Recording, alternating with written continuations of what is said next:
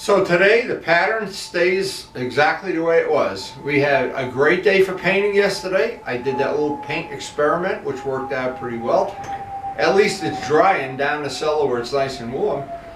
And I'm going to demask it, see how it looks today. But again, we're going into a couple next 2-3 days of rain. So glad I got the painting done when I did. Leapfrogging is helping me get these projects at least moving along. Our project is in really good shape, and we have a couple more details before we take care of the tank. And the main thing is, every morning I get to oogle the bikes. But we got one little problem today that Karen reminded me of. We're almost out of bird seed, and that is a major problem. I don't want to have the birds protesting. You know how they go out in front of your house with those signs? Wendy didn't feed us, Wendy didn't feed us. So we got to go to Lowe's at some point in the day. I'm looking around and I'm trying to come up with a plan for today, but working around the rain and that leapfrogging has always allowed me to paint. Well, we just snuck that in, because if we had to paint today, not going to happen. Now, I also have a couple more little projects. I always make a little list. I try to check them off, prioritize them. But keep in mind, what I'm trying to do is save the fuel tank itself for the end of the job, so that I can strip it, paint it, buff it, and put it back on the bike and fill it with gas and start the engine. I don't want to have the bike that it has the tank sitting empty for 2 months in my cellar, rusting away with no gas in it. And I don't know how necessary that was, but in the past it's really been a real problem once I've had somebody else's tank here, and then we have to, it sits here for 2 months. I don't know that it rusts at all, but I don't want to find out either. And it may sound like a lot of overkill that I'm worried about rusting gas tanks, but this summer we had Joe Padula had a problem with a rusty tank. Turbo Steve had a problem with a rusty tank. Luciano had a Ducati tank that leaked. So I'm trying to keep my name off of that list. And I'm taking every precaution I have. And by doing this tank at the very end of the job, I don't know if I've stacked the deck or not. Now, I remember in the first restoration when this bike was painted red, I remember having to take the bike and braze the whole bottom of that tank, and what a job that was to do that and make sure it didn't leak. I had gas in it for a couple of weeks before I ever rode the bike to make sure it didn't leak, and I don't want to go through any of that again. I know I'm being gun shy, but I'm a cautious guy. And taking care of these old tanks, they're hard to replace. And Turbo Steve was lucky enough to find a new one in a box for his bike. I'm not sure you're going to find an FZR tank in a box brand new anymore. I don't think so. And I always think a good way, if you don't know if you're right or wrong, it's always better to be, if you think of what's going to happen if you're wrong. If you're wrong and you're too cautious, did anything bad happen? But if you're wrong the other way, and this tank gets a leak, it's going to spoil my whole day. Anyway, I really am hoping, my objective with this whole restoration is when this is done, I will have this bike for the rest of my life. That's the plan. Well, you know what the plan really is? To have all of these bikes for the rest of my life. And I can't tell you, this is what keeps me going in the morning, and most of all, it keeps me busy. Now here we are, next couple days, rain on and off all day. My God, I hate this. At least it's not snow, you know, you don't have to shovel rain. See, when we get this low on bird seeds, they start protesting. They start putting up those signs in front of my house. I know one thing, start off each day with some nitromethane and life will be good. So as I always do in the morning, I have my coffee. I go on a pretend ride on the video. After I'm done with the coffee and the pretend ride, I do a little oogling. See, when you're old, you got to do all this stuff to get motivated in the morning. Other people are motivated when they wake up, not me. Anyway, I'm looking at all the little stuff that we're going to start doing some sub-assemblies soon. I actually can start putting the fairing back together while we're waiting for things to dry. There's just a lot of stuff. There's a lot of parts to this job. But the main thing is, the next thing is, I want this wheel to sit a couple of days. If you could only see this in real life, the color.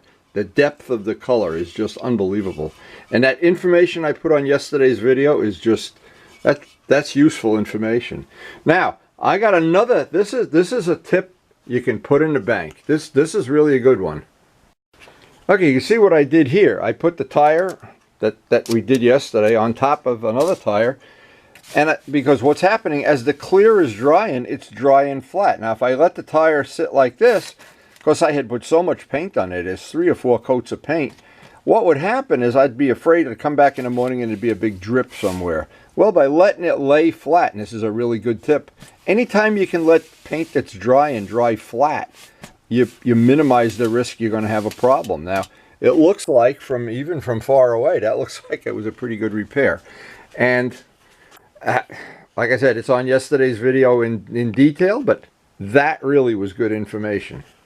The first thing I'll do is see how the wheel came out, get this on the back burner before I make any other decision. Because Karen obviously has things she wants me to do today. And as always, making up that plan in the morning is an important thing.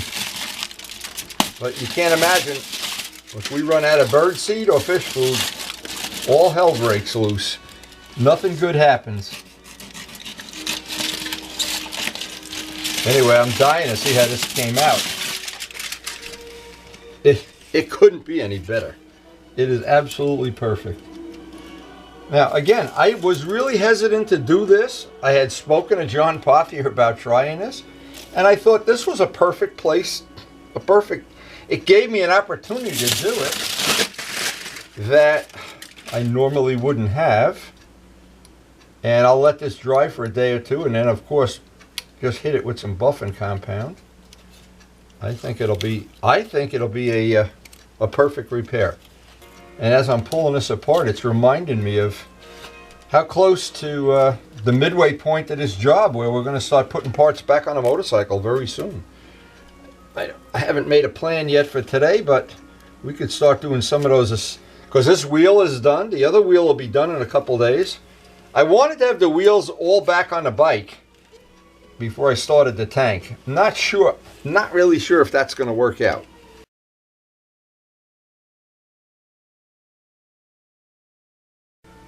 Well, that certainly is going to float my boat. I really did have some anxiety of how I dropped the ball there a little bit, but seems like we made a good recovery. I always remember thinking, it's when I was working on trying to develop my modeling skills, that it's nice to be able to do real high quality work. And what's even, to me, more important is to be able to recover from mistakes. Because no matter who you are, and I don't care, even if you're Chip Foose or somebody really world famous, when you make a mistake, you got to be able to figure out how to get around it. Or as John Pothier says, the workaround is important as knowing how to do it in the first place. And he's right. Anyway, these little repairs or little things like this, because I'm so fussy about the detailing, and I know a lot of people aren't. In fact, I know there's some people now that are probably saying, what a baby. And maybe they're right. I don't know. I really don't know. But I know this works for me. And I do know I like going out to that garage every morning and oogling those bikes and coming in and looking at the parts. And it's hard to explain to people that don't get some satisfaction out of that. I'm being real careful here. I don't want to chip the paint. Good dental work takes time. Good restoration takes time. See this? I put extra layers of tape on this because I wanted to get a nice edge, and of course that edge will smooth right out once this paint cures out.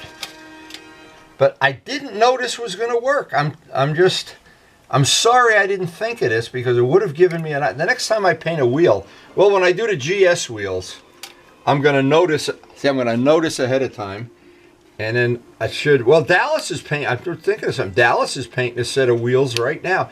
Dallas, I hope you're watching the videos, and when you do the wheels, you could mix up your own. See, you could do the same thing with silver. You could mix silver pigment in the 2-part.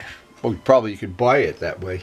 But you could mix your own custom color with the stuff and do exactly what I did and do it silver. So that is now absolutely ready to put back on a motorcycle.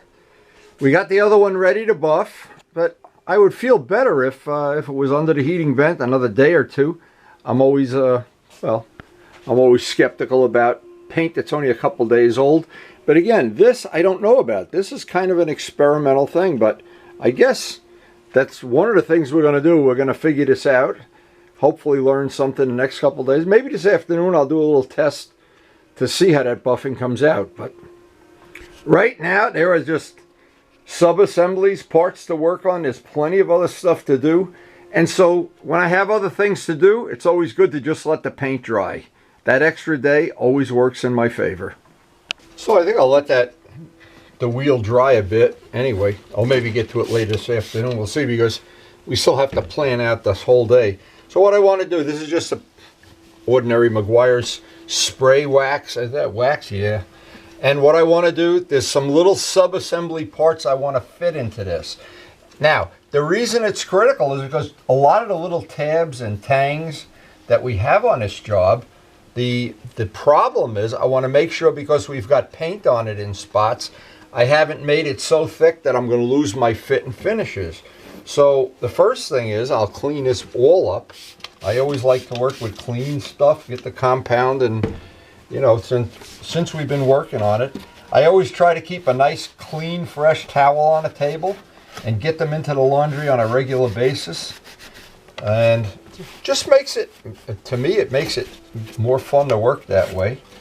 Now, even though these are parts you're not really going to see, what I'm more interested in is, this is kind of like a dry fit to check for all my fits and finishes. And these are the parts that, now let's just see, I want to just clean everything up. It only takes a second. And it always bugs me when some people take a motorcycle apart, or anything, to take anything apart, and they don't clean it up. They just put it back together with the dead raccoons on it. But then again, it's their motorcycle. So now see, here's all these little tabs up here. I wanted to see how this is going to, because some of these we've painted.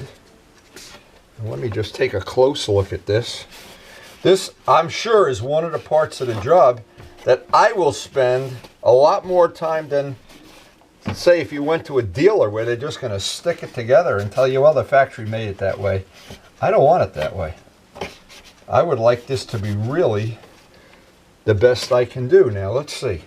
There's little tabs up here. There's little tangs. That's going to fit in there. That's going to fit in there, and there's a little piece of rubber that snaps in, and this goes up in here, and that goes in there. So that looks like that all fits pretty good. See, there's these little rubber things that fit on there, but I guess the first thing is we got to fit the light. The light has to fit in there. I don't want to really make this a final assembly, but I want to see if there's any little spots I've got to dress off, put edges on, or radiuses or something, so that when that goes together, you can see how many little rubber bumpers and wire holders, and I don't have the factory manual. I've got to do this kind of by feel, or in the worst scenario, take the video of taking it apart and just play it backwards, step by step. I was really impressed with, when I took the bike apart, how much attention to detail Kawasaki made to these parts. There are so many little tabs and tangs and angles and edges and things that I think they just went way overboard on what amounts to be, this is not a real, you know, a $20,000 bike or anything. So now I know, and I really love, one of the features I love of a bike is how these blinkers blend right into the fairing.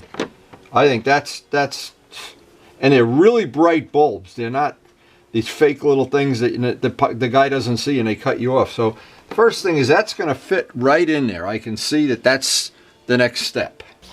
So step one, I have all the hardware. I kept it separate that goes to these. And I made some notations. Dun, dun, dun, dun, dun, dun, that goes that way. But I need to find, and these are all, I kept the ones to the fairing assemblies separate. Should make this a little bit easier. Again, we're going to find out. We're doing this on a flip and fly basis here. We got another one. But Kawasaki really did a nice job engineering, I think, engineering it up.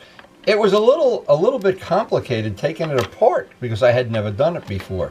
But obviously once you do it, in fact, I can see one of the things, this has to get snapped in here. See, they thought, watch this, this is so cool. They thought of this ahead of time. There's a little lip here, and there's a little lip on the fairing, and it just snaps in. I think that's really a nice little, it's a nice little touch. But the thing is, when you take this all apart, there's 100 nice little touches. Now, as I put that together, I think that really came out, well, I do like the way that blends right into the fairing, and you don't, well, it's all in the eye of the beholder anyway, so. But that would be obviously the first thing that gets snapped in. The wiring is all plug and play. Now we've got to fit in this other cover, and this other cover goes in with, this is where if you did have the factory manual, you'd really be one step ahead of the game. This fits in here. There's a little rubber piece up there, a little rubber piece there. That goes down there. That goes down there. Now see, here's something these are the things you realize when you take a bike apart twice. This part, this bolt, goes through both of them. So we're kind of in the learn as you go phase here. Anyway, that would be, that part goes in there. Let's get the parts fit in there, get all the rubber bushings right where they should go. It snaps right in. And now that piece goes right in, and there's two other screws. Again, I think a lot of this is just, it's a little, see, well, I'm used to taking track bikes apart where they just have, you just have a shell of a fairing and there's no wiring and clips and things holding them together. But this would go into this little carrier that snaps the wire from jumping around. We got two other screws up there to go in. Actually, this is all going to be pretty plug and play, which is nice, I guess. And it looks like what they did, if once you took this apart, to take it apart the second time, it'd be, I think, be a piece of cake. But now this is nice and solid. That's the other thing. This makes it really rigid. Where when you put the FZR fairings on, oh my God, they're wobbling and shaking like sailboats. This makes it a little bit easier. I don't know how Turbo Steve's Ninja came apart, but this one is just really nice. And this is one project that the more I'm working on it, the more I appreciate all the little details and the little rubber things that, yeah, that fit perfect. Wow. Who knew? Chip Foose would be impressed with that. And that's just one thing here that I think, well, every time we do one little sub-assembly, we're one step closer to putting this whole bike back together. Now, I did notice one little spot. It's a little scratch on the lens here, and I don't know if I put that on or it could have, who knows with what goes on in the shop. This should take some or most of it off. I guess we're going to find out.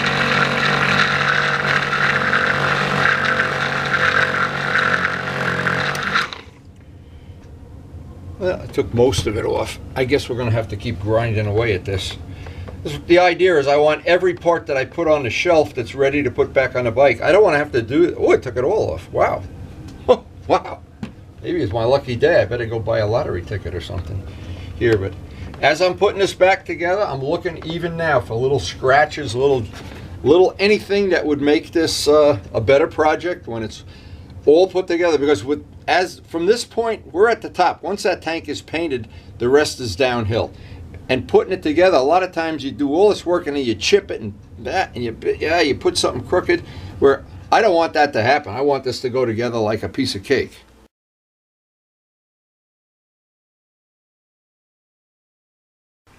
Okay, that looks like that one part. We can count that that's pretty much ready to go to the next step of the sub-assembly. So I'll get the other side done.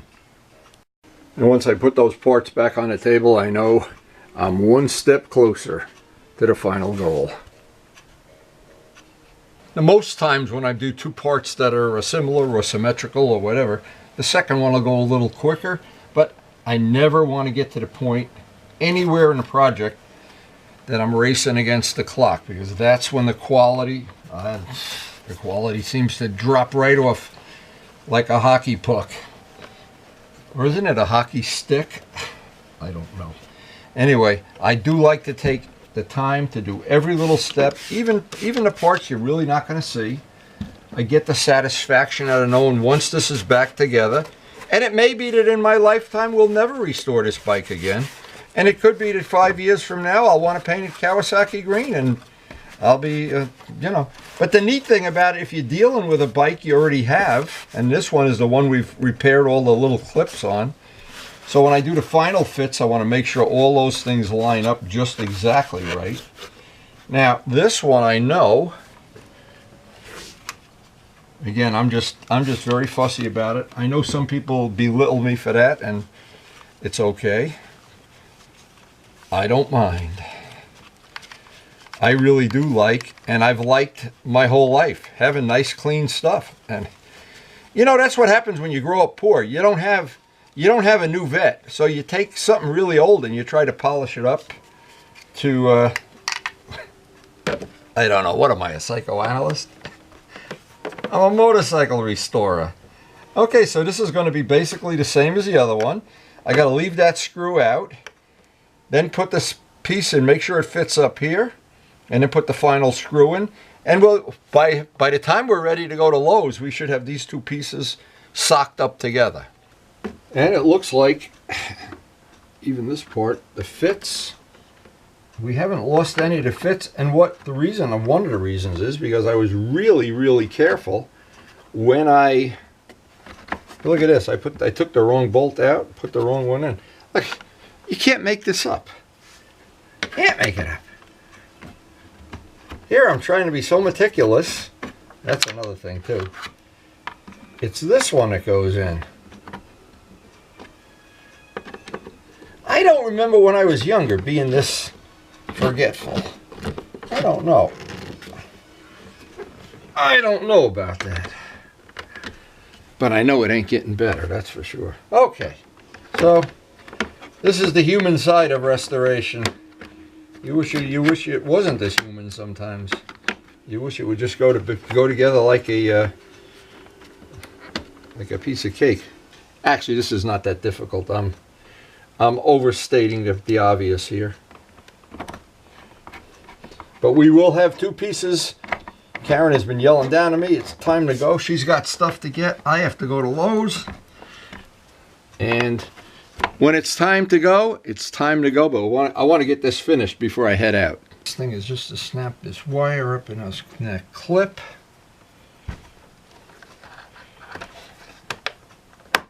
That holds that in place.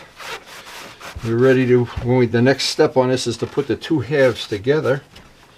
And I want to be really, really careful about this. I just don't want to, I just don't want to slap it together. I gotta treat it like it's the last time I'm ever going to restore this, because maybe it is.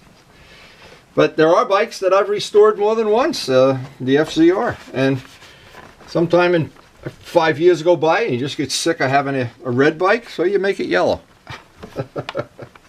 But the whole cool thing, you don't have to buy another bike. It's so easy.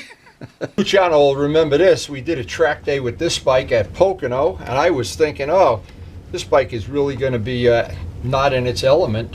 I was amazed how good it handled, number one. I was really impressed with the brakes. The two things that, because at Pocono with that long straightaway, I was thinking, but it's not really a track bike, it's a street bike. So, but it was nice to know that if you really were, if you only had one motorcycle, say, you can go out on the track there and have a really good time with this. And I'm not sure, based on how good of a rider you are, how much fun you'd have, but I had a good time. And it was challenging. And it's the kind of bike, like I say about this bike, every part of it, it surprises you. You don't think it's going to be that good. You ride it for a while and you say, wow, I really like that bike. That's one of the reasons it's worth restoring. So it was very nice that we got both of these parts done before we had to go out, because it's still raining and crappy out there. But when I get back, I'll see how much time is left and what are the little things I can get done today. But this is one in the bank, two in the bank in fact.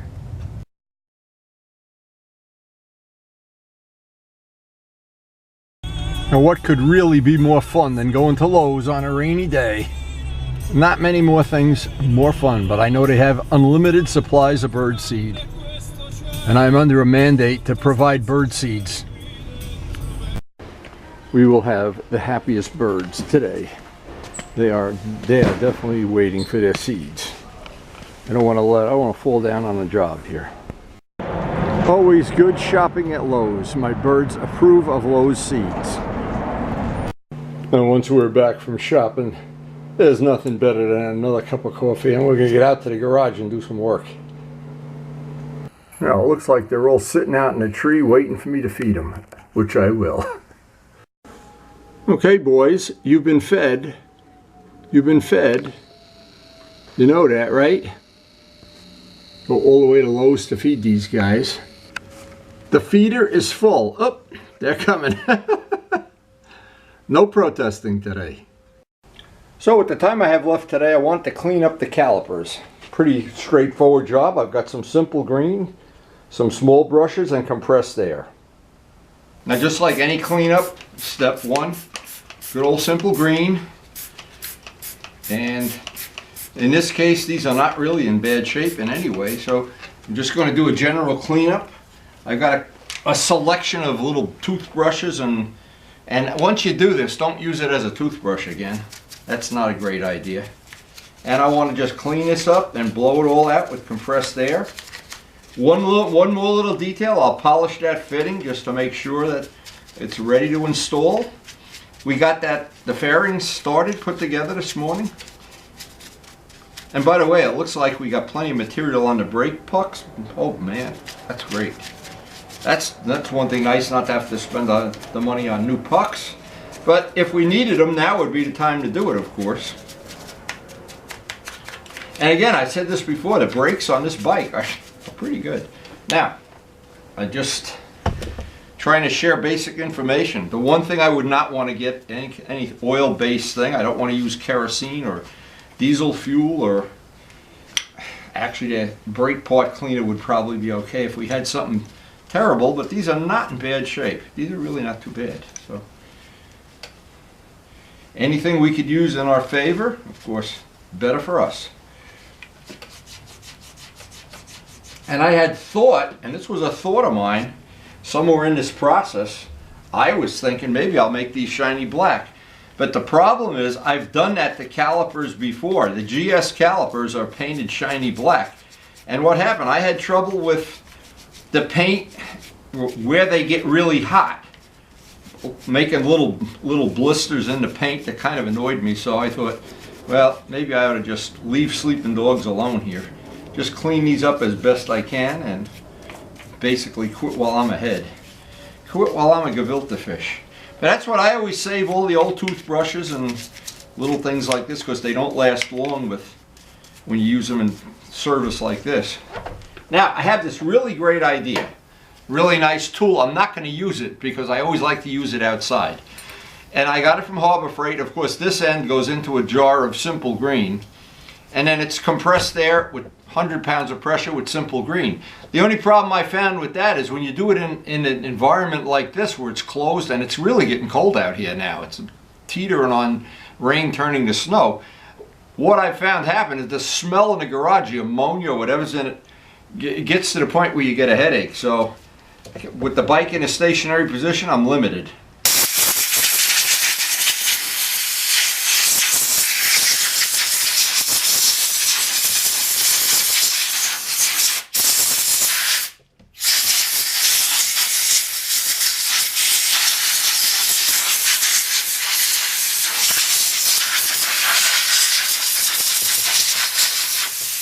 Now usually there's brake dust all over the place too, and what I hate to do, because there's asbestos in brake dust, I hate to just take compressed air and blow out the dust.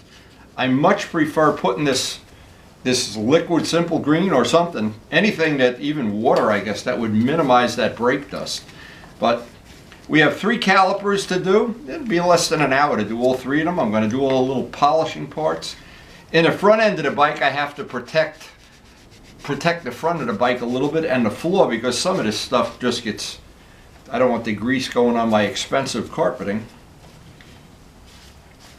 So that's basically 1 down and 2 to go. And come back here later with that, a little bit of polish, take care of those fittings. And that's really good. That really came out nice. I don't think it gets a lot better than that. And as I said before, the brakes on this bike are one of the nice things I like. They're very, very predictable. And they even worked great on track days. They were fine. And most of this part's clean up. Very, very simple. Very easy. Pretty predictable.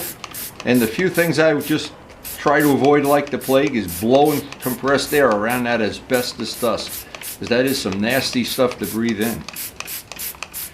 Now, in a perfect world, if it were not so cold out here, this part would be warmer. Because it's cold, I think it just takes just a little tad longer to do its soaking thing. But again, if I have to do it over twice, it doesn't matter. I'd like the calipers to be really nice and clean. And I know if I paint them, I may or may not have a problem. I don't know. Of course, you could buy some brake caliper paint, but I'm not sure that's going to match the shiny black. So then it's 6 of one, half a dozen of another. So I just see that's like beating a dead horse. We'll just have to live with calipers that are not shiny. And these have some kind of plating on them anyway. Anyway, we'll get this. This is just one of the parts. Gets a little dirty. I try not to get anything on the rug if possible. And I try to do it, in a perfect world I could do it outside, but it's not happening today, that's for sure. So anyway, let me get the little compressed air.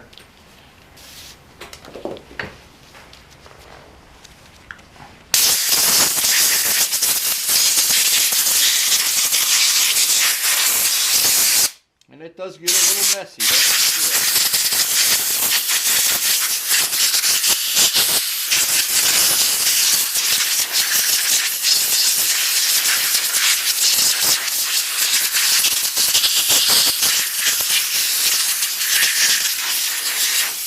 Now, one thing that's always good, and I just happen to luckily have it here, is my little stick that I use for getting in little tiny grooves in areas. And this caliper, actually all the calipers have these little grooves that once the bike is together, it's really almost impossible to get in there. So because we're trying to do this right, we'll try to get in every possible little groove and angle and edge and area.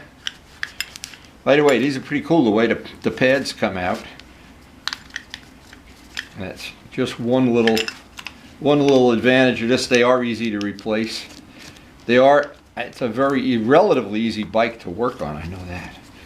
So, now these little fittings, I'm going to polish them up by hand. You really can't get any kind of a tool down in there. Cool how the calipers go on this bike, because there's only one brake line going up to the master cylinder too. Makes it a little bit easier, to clean up, less parts. But when this is all cleaned up, if there's anything that won't come off, I'll use some brake part cleaner, but I'd rather not if I possibly can. The simple green usually does a really good job of cleaning it up. And you just have to be patient, maybe do it over 2 or 3 times if the bike's really in rough shape. And again, the reason these things get the way they are is because we ride the bikes. These unfortunately get ridden, and they get ridden in sometimes we don't plan it that way, but they get ridden in some pretty shitty weather. And they always have the thing of, this bike has been ridden through the winter, probably more than any of the other ones. Because there was a time when it had a real high windshield on it.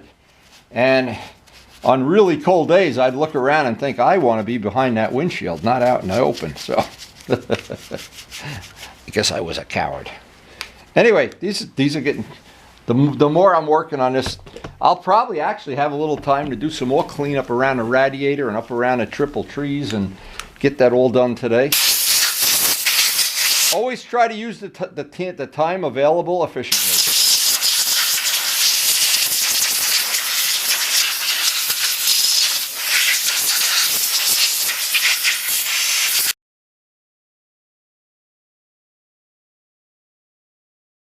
Well, I got this, I'm out here cleaning and I got a little time left. I'm taking a little bit of this, a little bit of spray wax going around all the little edges of the frame. Anything I see that might have a tendency to be dirty or rusty or whatever. And a half hour, 20 minutes here will be well spent in the overall motorcycle.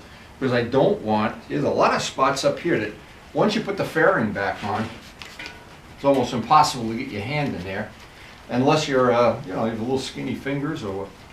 Obviously, I don't. That poor horn has not been wiped off since the day we got. Not sure it was wiped off then either. But all this little stuff, when you kind of peek through the fairing, it'll look like, to me, it's going to be better than a new bike. Look at a nice catch, huh? Anyway, blew all the bugs out of the radiator. That was another thing while we have it apart. Clean off everything, every possible little thing I can before I put this back together.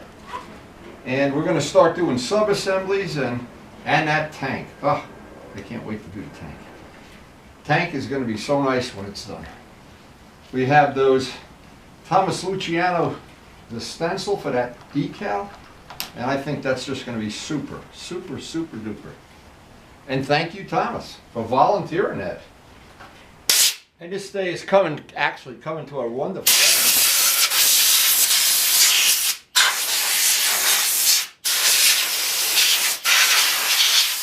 Now, Ray was telling me, I spoke to Ray, that he has some material that he sprays on his bike, and then he takes a leaf blower and blows it off, and it cleans the bike real well.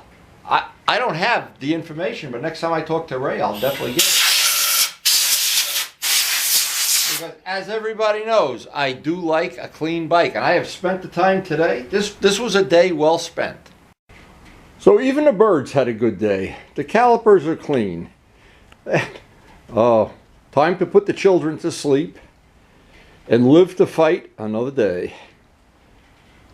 The end of a day like this, I have to once again just rub their noses. Dallas, I got that from you. So our project is moving along. We're right, not even on schedule, we're ahead of schedule. And spring is not in the air yet, believe me. After a day like today, it looks like it's going to snow out there. But we did get the calipers cleaned up. They're ready to put back on. We got some of the sub-assemblies done on this. There's other sub-assemblies. But the day I put this fairing all together in one piece, I know that's going to be a pretty labor-intensive thing. And I'll get Karen or somebody over here to help me do that. Because there's a lot of potential for scratching parts or beating things up or whatever. But so far, when I think back, and it's only been, we're in the third month, almost at the end of the third month. 3 months of restoration, but we are really in the driver's seat. As well as the wheels looking as good as they are. Now, today served an additional purpose for the wheels, gave them an extra day to dry. And they're right under a heating vent. The longer they dry, the quicker that buff out will be. Maybe if I'm a real macho man, I can do it all in one day, but I'm not going to rush, believe me. I like to split days up like today. And we have some other, I was just thinking, I'm trying to make a priority list in my head here because it's getting exciting, to be honest. This is the part of the job that it really is exciting. And Ray, thanks again so much for that. That shirt really floated my boat yesterday. Anyway, and I hope you enjoyed the video.